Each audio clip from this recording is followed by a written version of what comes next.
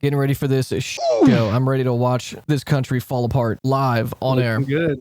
Everything that Biden should not be bringing up, like immigration. Don't bring up immigration, especially when you're like fighting to close the border. You just gave Donald Trump his dream. Now he has president. Don't bring that up. Here's a question. Do you think that encampments or like anti-Semitic violence in the streets will be brought up by either one? 100%. If you remember who the Yeah, audience is, 100%. You're talking about like the instability that Donald Trump has caused geopolitically. He's not going to tie October 7th to Donald Trump. He's going to blame it on Hamas, but Donald Trump creating divisions in America primed the anti-Semitism that we're seeing across America that started in Charlottesville. Are we going to get Joe Biden has been soft on Hamas? Yeah, probably. Maybe. Inshallah, Jack. Former President Trump will be on the left side of the screen. President Biden will be appearing on the right. A coin toss determined their positions. Each candidate will have 2 minutes to answer a question and 1 minute each for responses and rebuttals. An additional minute for follow-up, clarification, or response is at the moderator's discretion. When it's time for a candidate to speak, his microphone will be turned on and his opponent's microphone will be turned off. Should a candidate interrupt when his microphone is muted, he will be difficult to understand for viewers at home. At the end of the debate, each candidate will get 2 minutes for closing statements. There is no studio audience tonight. You're saying that they could probably still be understood. Campaign staff are not permitted during the debate. By accepting our invitation to debate, both candidates and their campaigns agreed to accept these rules.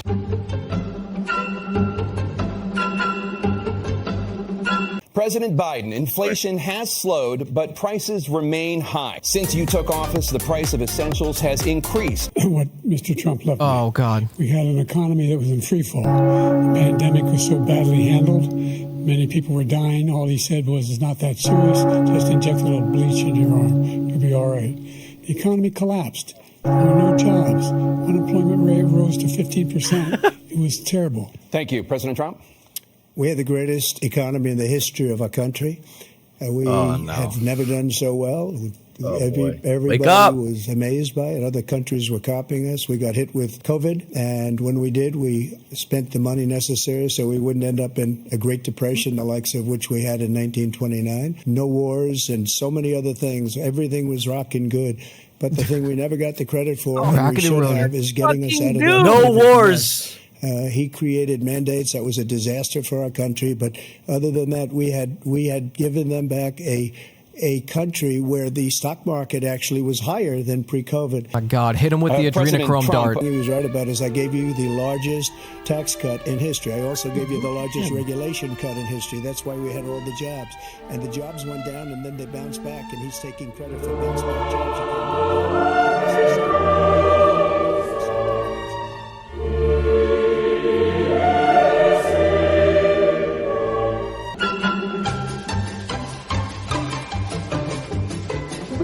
President Trump, your administration approved $8.4 trillion in new debt, while so far, President Biden, you've approved $4.3 trillion in new debt.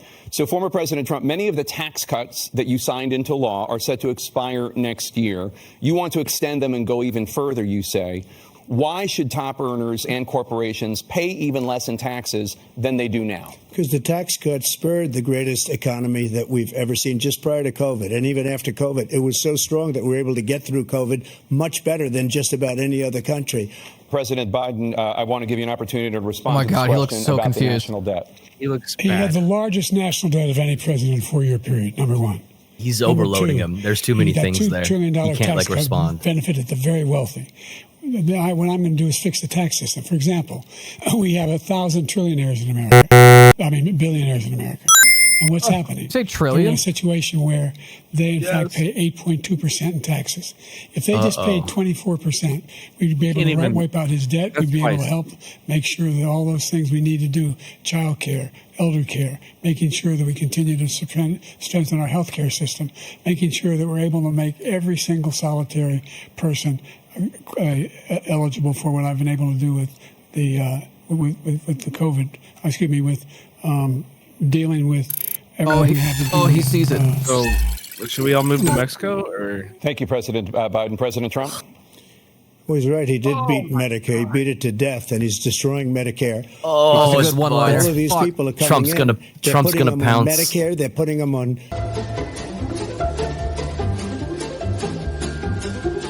This is the first presidential election just overturned Roe v. Wade. Former President Trump, you take credit for the decision to overturn Roe v. Wade, which returned the issue of abortion to the states. Correct. However, the federal government still plays a role in whether or not women have access to abortion pills. Would you block abortion medication? First of all, the Supreme Court just approved the abortion pill, and I agree with their decision to have done that, and I will not block it. Because you hired him. If you look at this whole question that you're asking, complex but not really complex. 51 years ago, you had Roe v. Wade, and everybody wanted to get it back to the states. Everybody, without exception. Democrats, Republicans, liberals, conservatives. Everybody wanted it back. Religious leaders. And what I did is I put 3 great Supreme Court justices on the court, and they happened to vote. Yeah, Oni, if he fucks this up, it's such an easy dunk. Back to the states. This is something that everybody it's wanted. your Supreme Court. What happened is we brought it back to the states, and the country is now coming together on this issue. It's been a great thing. Thank you. President Biden? It's been a terrible thing, what you've done. The fact is that the vast majority of constitutional scholars supported Roe when it was decided. Supported Roe. Coming together. And that's this idea that they were all against it is just ridiculous. And this is the guy who says the state should be able to have it. We're in a state where in 6 weeks, you don't even know whether you're pregnant or not, but you cannot see a doctor, and have him decide on what your circumstances are, whether you need help.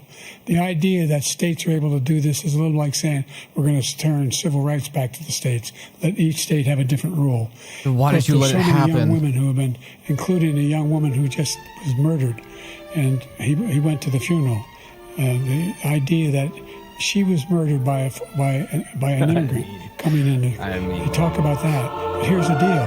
There's a lot of young women who are being raped by their in-laws, by their spouses, brothers and sisters, it's just ridiculous. And they can do nothing about it.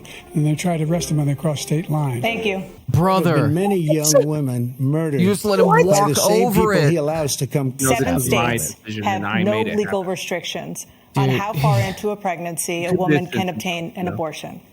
Do you support any legal limits on how late a woman should be able to terminate a pregnancy? I supported Roe v. Wade, which had 3 trimesters. The first time is between the woman and the doctor. Second time is between the doctor and an extreme situation. The third time is between the doctor. Between the woman and the state. God. The idea that the politicians, that the founders wanted the politicians to be the ones making decisions about women's health is ridiculous. That's the last. No politician should be making that decision. A doctor should be making those decisions. That's how it should be run. That's what you're going to do. And if I'm elected, I'm going to restore Roe v. Wade. So that means he can If take elected, the life you're of the the president. baby in the 9th month and even after birth, because some states, Democrat run, take it after birth. Again, the former governor of Virginia.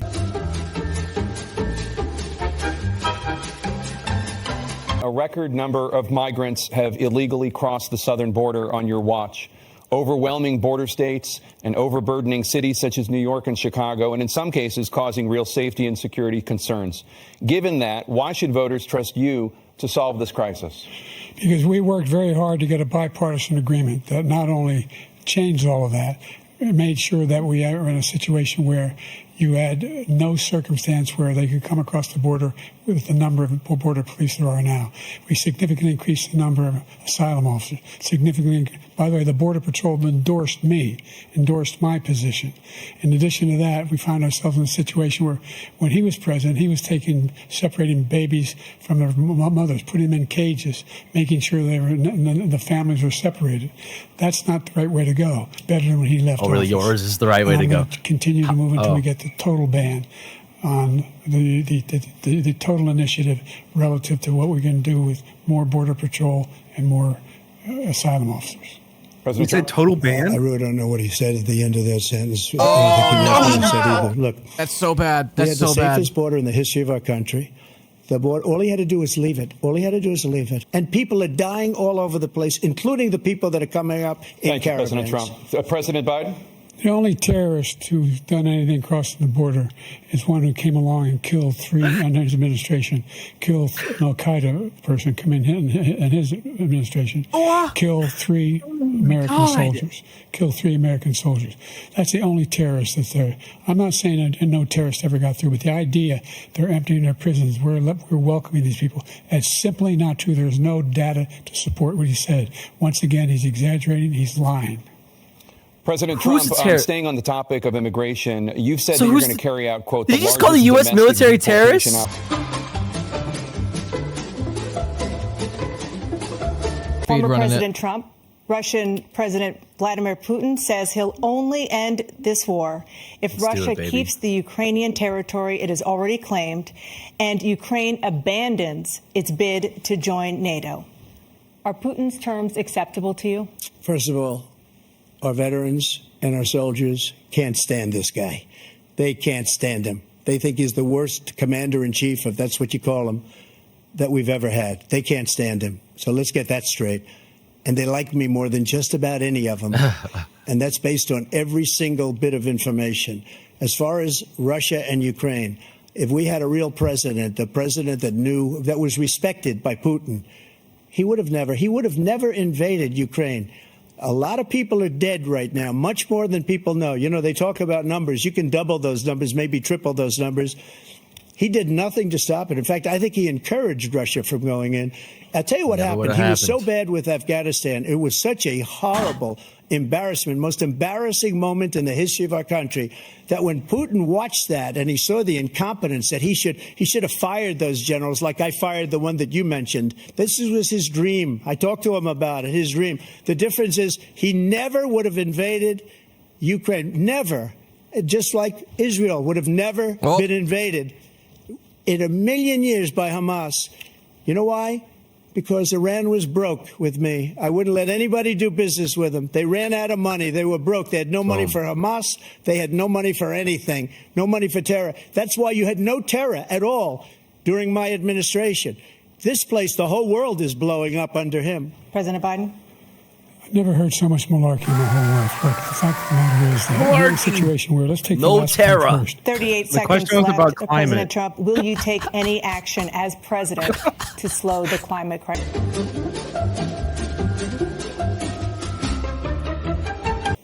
Thank you. Former President Trump, to follow up, you would be 82 at the end of your second term. What do you say to voters who have concerns about your capabilities to serve?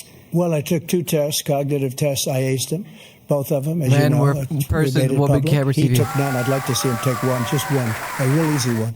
Like go through the first 5 questions, he couldn't do it. I agree, actually. But I took 2 cognitive tests. I took physical exams every year. And, you know, we knock on wood wherever we may have wood, that I'm in very good health. I just won 2 club championships, not even senior. 2 regular club championships. I'm still putting that good dick down, Dana. Quite smart, and you have to be able to hit the ball a long way, and I do it. He doesn't do it. He can't hit a ball 50 yards. He challenged me to a golf match. He can't hit a ball 50 yards.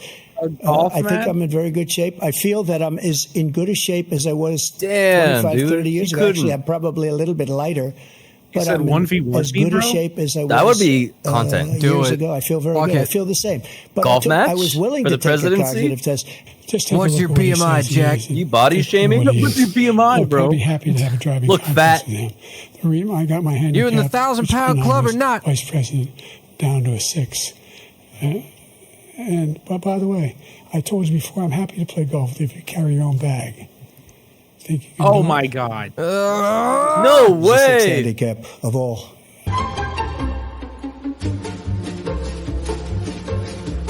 Was one night in the course of a campaign, so I think let's see how the incumbency is not enough to come back from this kind of like instant like abandonment from the liberal like fucking apparatus at large. Like everybody is backing out in real time this quick. Yeah. Everybody's backing out. Imagine what the Fox News The studios are incumbency like can't right now. fucking survive this. I know they're all fucking creaming their panties right now. They've been priming the Republican base for the last 2-3 weeks that Biden was going to be on drugs so that he would have a good performance, and absolutely bombed. I thought this candidacy was teetering.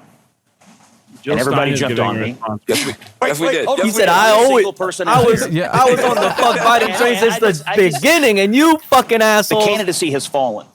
Okay? Man, I know you're speaking from your heart. White House down. I'm worried about the president. We should pray for the president. I think his advisors, I think the White House, and I think his family have a lot of explaining to do to their party.